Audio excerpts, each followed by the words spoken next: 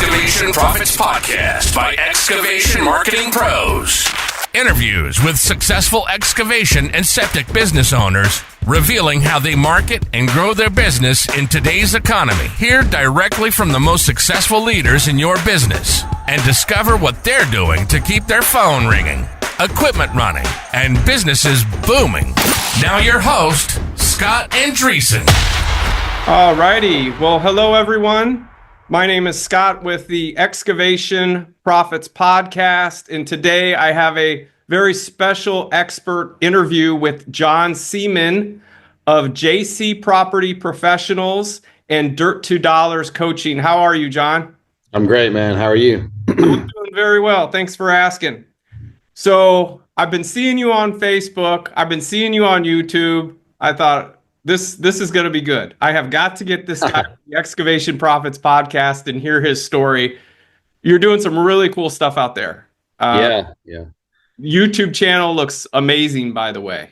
I appreciate it. Yeah, my team does a really good job at that. So can you start off just kind of telling us about your story and how did JC Property Professionals come to be and all that?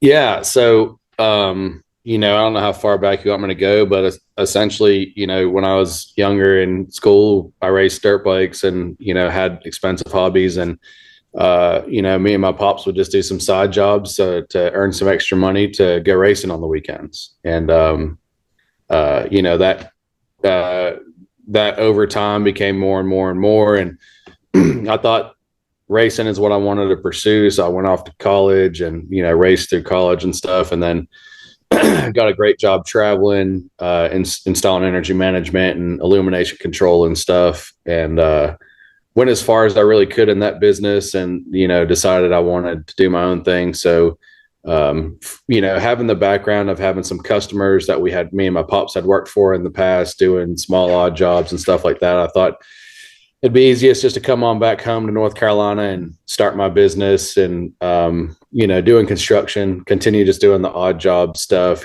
decks and roofs and siding and small additions. And so I did. And when I did come home, my pops was working with somebody else doing construction, and talked him into coming and helping me get started. And we worked together for the first couple of years, and I went and got my GC license, and we started doing full builds, and we did custom homes for several years. And when we got to a point where we were doing multiple homes at one time, we were trying to bring in some guys to do the dirt work, and that relationship wasn't really working out. So I brought in some employees and just rented equipment for a little while, and that turned into something a lot bigger. So then we started a whole dirt work division and kind of got burnt out on the emotion with the construction of the custom homes, and decided just to focus on dirt. And so we've been doing that for several years now. Amazing. And so what does the company look like? Can you share how many crews, revenue wise, kind of speak to that? Yeah, so it's changed drastically over the last few years. But where we're at today is we basically run two different divisions. One is just dirt. One is just real estate, essentially now, where we have, specs and flips and total site development. And then, the dirt work side, we do, total site preparation, everything from clearing to getting ready for foundation and everything in between, and a lot of demolition as well. We should do about $4 million this year, which we've done a lot less, a lot more, and where we're kind of turning the knobs on some of the other stuff and some of the coaching and stuff like that. 4 million is about where we'll fall this year with about a 20-man crew, which looks like 2 to 3 different crews depending on the day. Mm-hmm. Nice. So what made you step into business coaching for excavation contractors? It actually happened quite organically, really, to be honest with you. It wasn't just a light bulb one day where we thought, well, let's just offer coaching as well. Obviously we've got a lot going on, so we weren't looking really to add more things, to that. But, through our marketing efforts, we we've tried a lot of different things, right? So we've tried like before and afters and how to's and all this stuff. And so we just decided one day, hey, look, let's just build a personal brand, and whatever happens with that happens with that. And I think that, people buy from people, and it's good to just show who you are and what you do. And, that can help in so many different ways, more than just your business.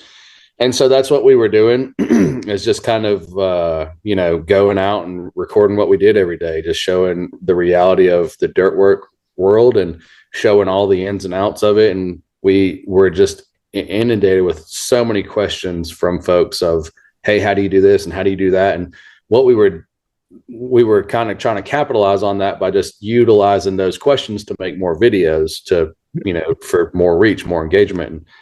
And it's just become this wild thing where we get all these folks that are looking for advice. And, I've done this now for 11 years, and I've had to learn a lot of very hard, expensive lessons because unfortunately I didn't have someone to go to learn about the dirt stuff.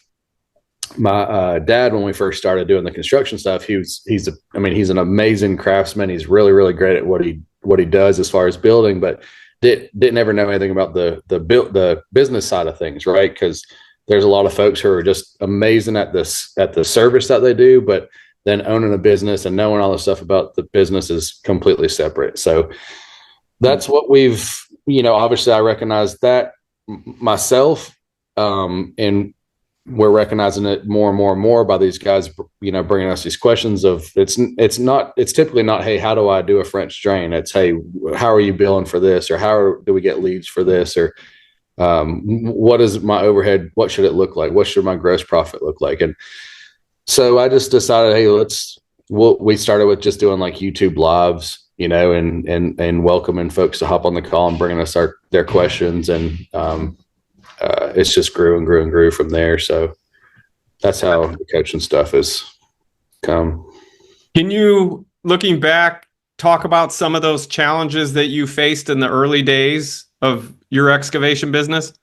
Yeah. So I think I probably started like a lot of folks that, are in a seat, or with a paintbrush in their hand or a plumber or whatever, we all get really good at what we do, but we don't know anything about our numbers a lot of times in the beginning. We know what we should charge for a job, but we don't really know if we're profitable or not at the end of the day. And the first several years, I just kind of relied on hustle, and which for myself was fine, but because I was young, I didn't have a family that relied on me to be home in the evenings and stuff, and we just worked our tails off and just kept bringing money in. And so anyway, you don't know if you're profitable or not. That's the biggest thing that we were struggling with is we knew what money was coming in and we knew what money was going out, but we didn't know what we got to keep in our pocket. And, at the end of the year, we see a big, crazy number and we're proud of that. But then once we go see our CPA, we're like, I don't know where any of that money's at, and it's just a big question mark. If you're not tracking all your stuff and you don't understand your numbers, you don't really know what your trajectory needs to look like or should look like or is looking at what it is right then, Was there a specific moment where you had to level up as a business owner, where like you were forced to level up as a business owner that you could talk about? Yeah. And it happens often to me, I've had different periods, every few years, it seems like, where, as we kind of reach the next platform of our business, we've been in cash constraints where we'll buy new equipment and then leads won't come in. And then we're trying to figure out, okay, what are we doing?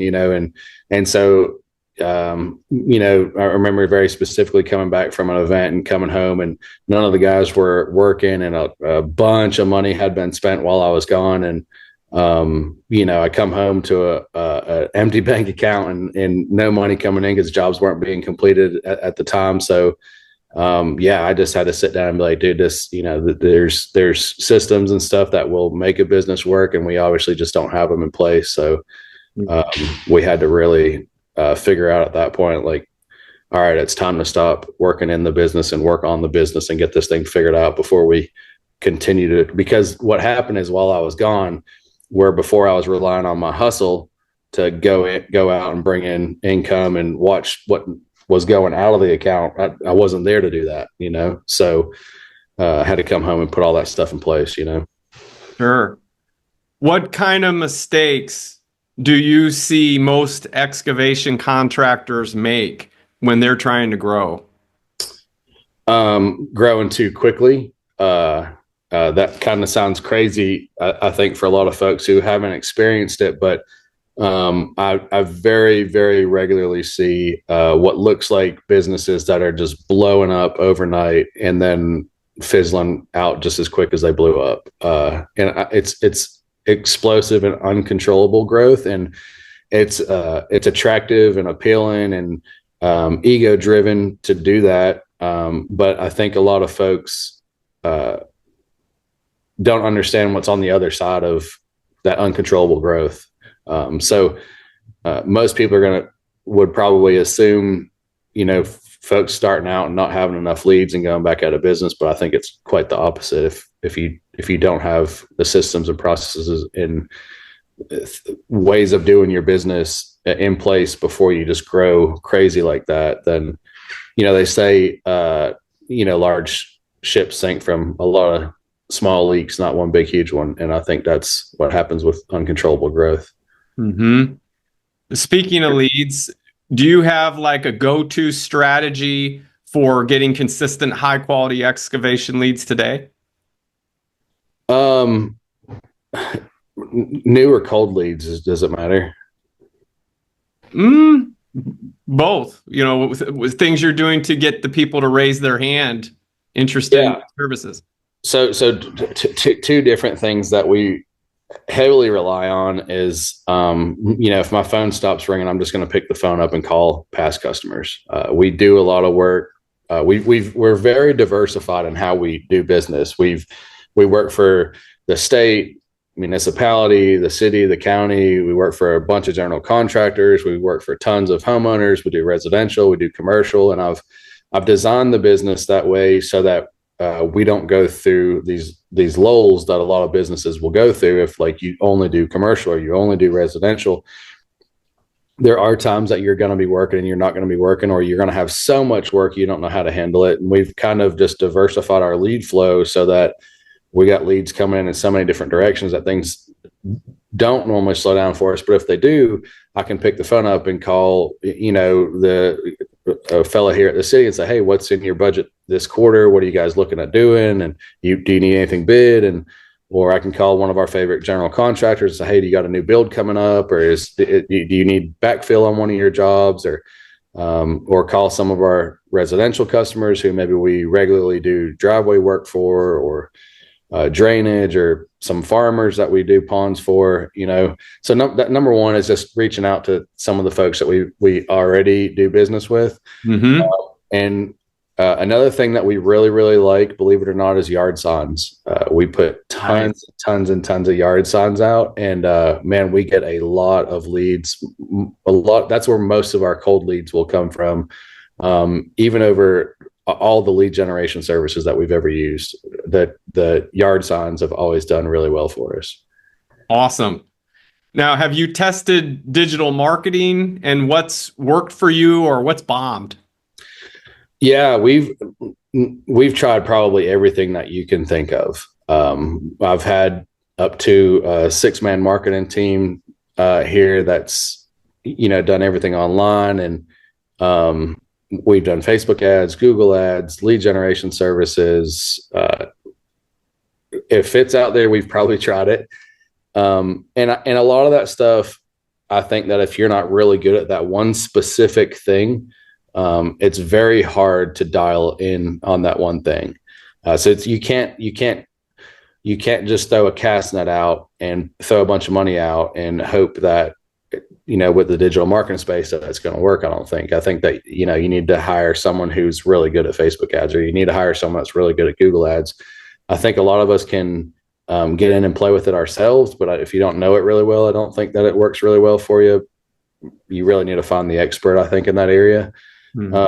We haven't ever had to focus on that. So we've done really well with guerrilla marketing just having the lead flow. But I think the number one thing is a brand brings in the most leads, really, that anything that we've ever had to try, Mm-hmm. How do you position your company to win bids without being the cheapest? I think that goes back to the brand.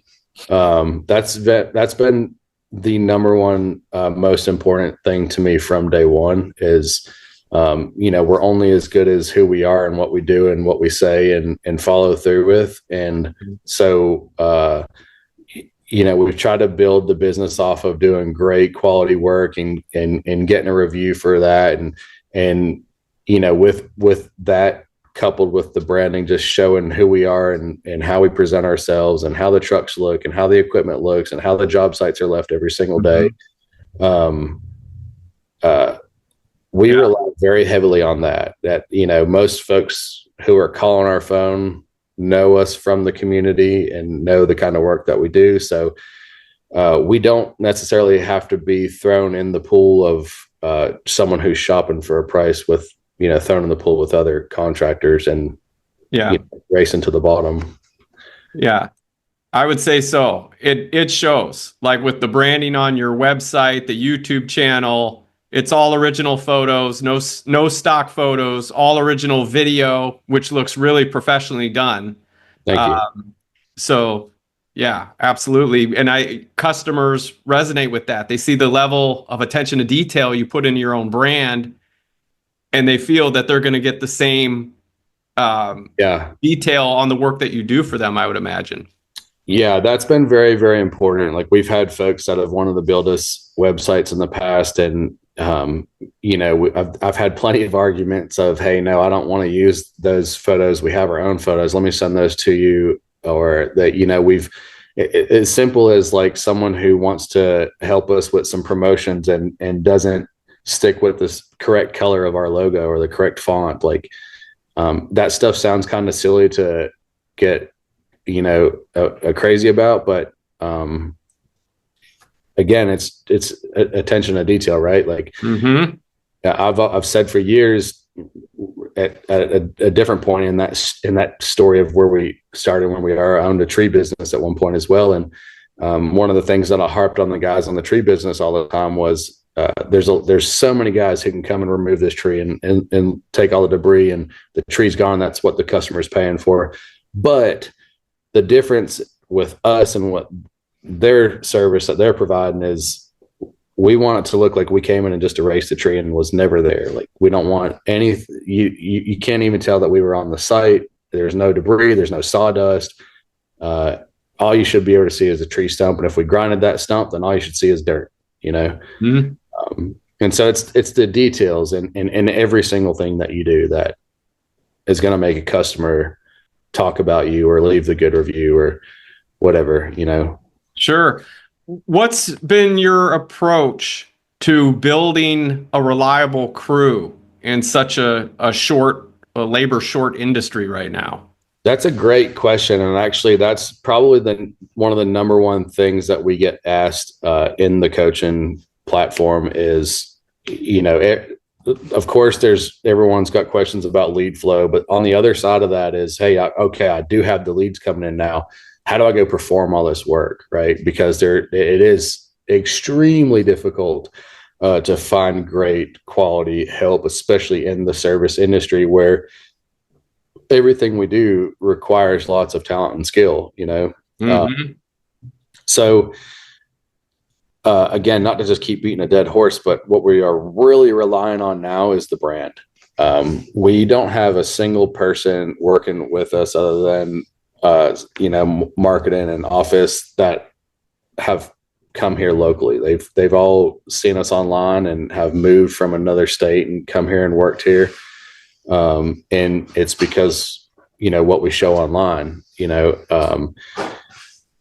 but I think the brand will get them in the door, and culture and how you pay them keeps them there. I always say stallions run with stallions, and you can show that online and maybe get them in the door, but that's how you need to run your business too, or else they're going to leave, So I'm always challenging the guys. We pay them well.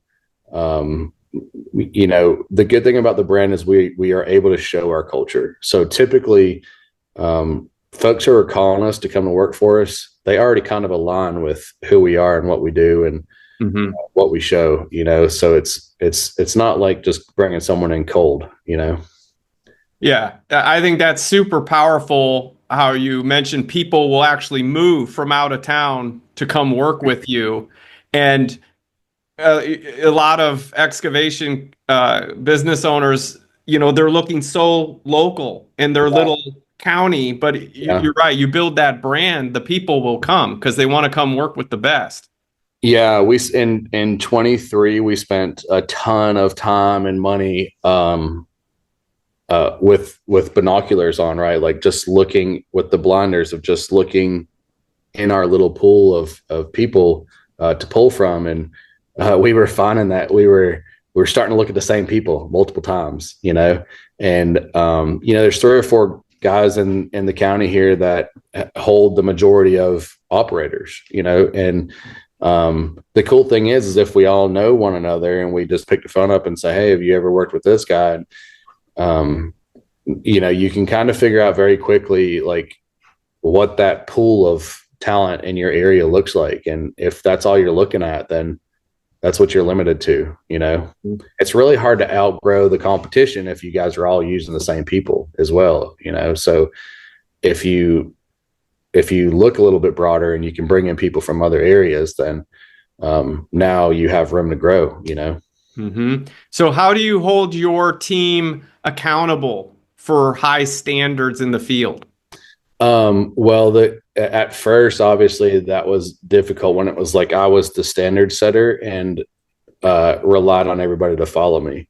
And over time, it's gotten a whole lot easier because my guys will hold each other accountable as well. So, let's say someone comes in today, right? And they're new, they've never worked here before. They typically actually don't even get to work with me. I send them right out with my PM Vince, and Vince, him and I work so close together that he knows exactly what I expect to be delivered on a job.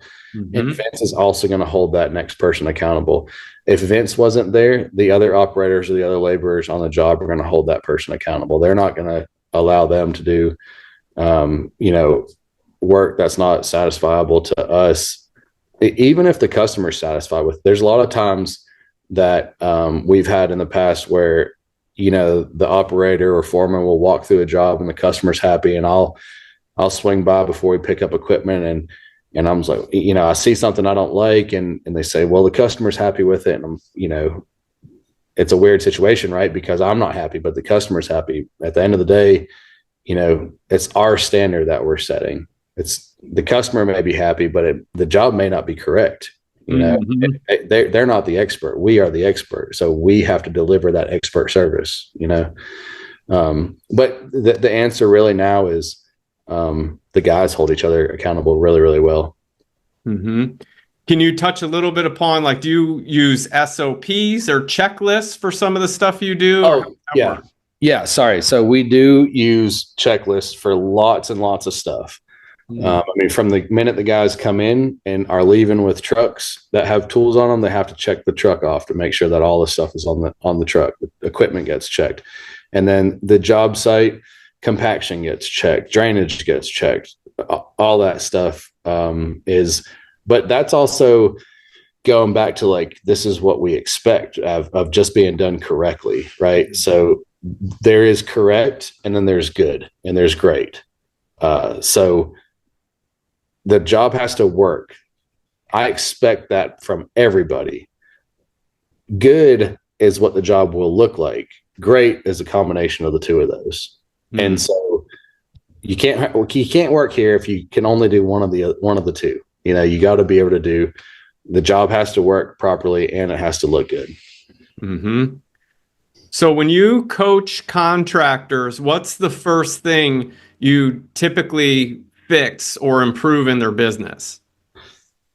Everybody's pretty different, and it's because they're coming from so many different. We get so many different folks, right? We get guys who have not started a business yet, guys who are just starting, guys who have been in business for 10 plus years and just are it's still a job for them.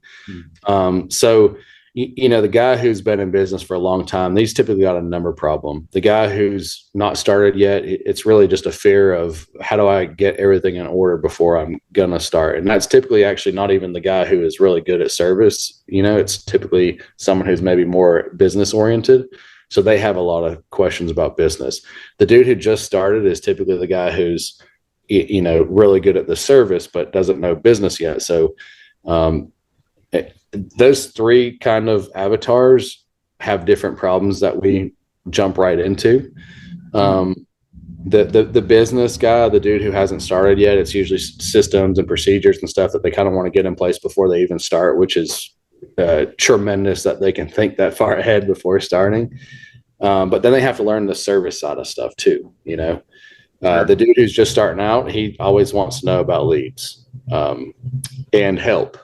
And then, like I said, the guy who's been in business for a long time, he's typically got a numbers problem. So we dive into like what his overhead is and what he's pricing jobs for and where he should be at with his gross and net profit. And we'll look at some of his recent jobs or jobs that are coming up and look at his expenses. So the different avatars kind of do have different things that we typically jump right into. And we just got to understand the avatar first. Cool. What mindset shift does a contractor need to go from operator to business owner? That is probably the most challenging mindset shift for most guys. And that is, I no longer get to be the guy in the seat of the machine, or, whatever the service is, right? I now have to put a different hat on and be the business owner. And making that decision is not very difficult. What's difficult is when things are going absolutely crazy on the job and you need to kind of jump in and take that hat off and put your old service hat back on. But that's where you really have to stop and figure out what part of the system is broken. And that's scary to do because in the meantime, you're not making money. You're just spending money on whatever the problem is right then. But if you can work through that in the time being, and it may come up, again in the future, but if you can work through that and fix that problem, then you don't have to keep fighting that problem, if that makes sense. And I think a lot of people are just so quick to change hats and just jump in and fix it because that's what they're good at and it's easy and it fixes the problem immediately, but the problem's going to come back up in the future. So I don't know if that seems like I weaseled out of that question, but I think the answer is being able to keep the business hat on.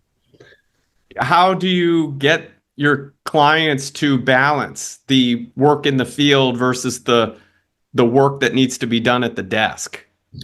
The coaching clients, you mean? Right. In the beginning, that's very difficult. What I just recommend what I've done, I can just be a teacher of my own student, so I would limit myself. So if I was in that transitional phase of, I don't have all the guys yet to just go out and do the service all day long while I stay in the office and do what I need to do, I would just say, hey, at 12 o'clock today, I have to change hats and I have to go back into the office and do what I need to do. So my time for work is 7 to 12. After that, I got to go to the office, and I think that's important to be able to time block yourself so that at 2 o'clock, when something's going wrong on the job, you're not allowed to get back out there. That makes sense.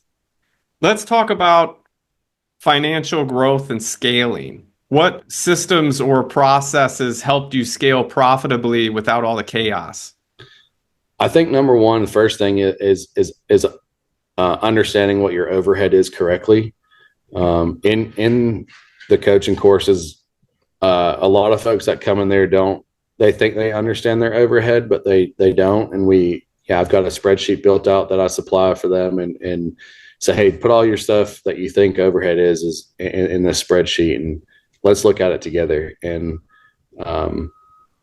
typically they bring it to me and I'm like, well, what about this thing and that thing? And, your taxes and the tags on your truck and, all these other things, all your softwares that you pay for, like, they don't think about that stuff right at the beginning, And so I think understanding what your overhead is, no matter if you're going to work or not, before you start to grow and bring on new payments and buy new equipment and go to the bigger office and higher salary positions, is understanding where you're at right now, and what you can truly afford, because if you don't understand your overhead and you don't really realize how much it's costing you to run your business right then, you're going to think, oh yeah, I can afford this and I can afford that.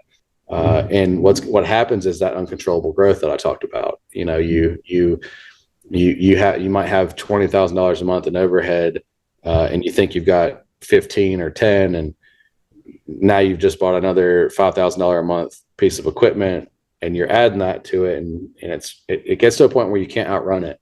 Mm-hmm. You don't have enough guys that are going out and delivering the service to bring money in to outrun the overhead and the expenses, because you don't truly know what your expenses are. So I don't know that that's a system or a procedure, but with the spreadsheet, we dive really, really deep into that. And it's, unfortunately, that's not something that we can just blast on the spreadsheet and fix your problem in 24 hours. It's really like a 3-month curve, because there's things that you're going to pay monthly that you're not thinking about, that if it is top of mind and you're working on that spreadsheet, as you pay it, you're going to think, oh, this is overhead. Let me go add it to my spreadsheet, Mm-hmm. Sure.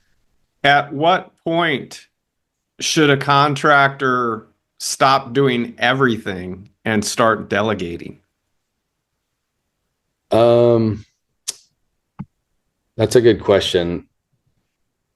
I think, so there's so many really answers to that, right? Because business side of it, the service side of it, financial side of it, you have to look at all that stuff across the board.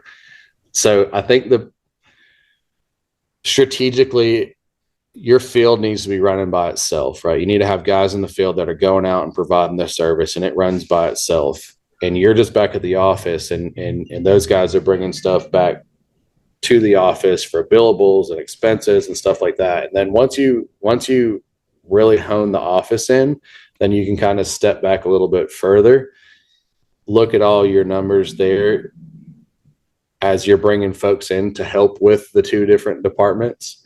And then you can step a little bit further back to that 30,000 foot view of where you're kind of watching everything, but I would say you need to make sure that service is running really well. You need to make sure that the office runs really well. And there's so many layers to those two things. Unfortunately, it's not just A and B. And then you need to make sure that the business is going to be financially sustainable. The service is bringing in enough money to pay for everybody on the back end of the stuff in the office and all the overhead, that it can then just kind of run. So that's not an answer that I can answer thoroughly with just an hour on this call, but right. I think that's the cliff notes of it, really, Yeah. I mean, you got everything from company culture to SOPs to, there's a million things in between those A, B, and C, that have to work. Profit sharing. I mean, there's all kinds of stuff to that, right? Yeah. What advice would you give to a contractor stuck at the $500,000 to $1 million revenue ceiling? I think typically those guys are still out in the field.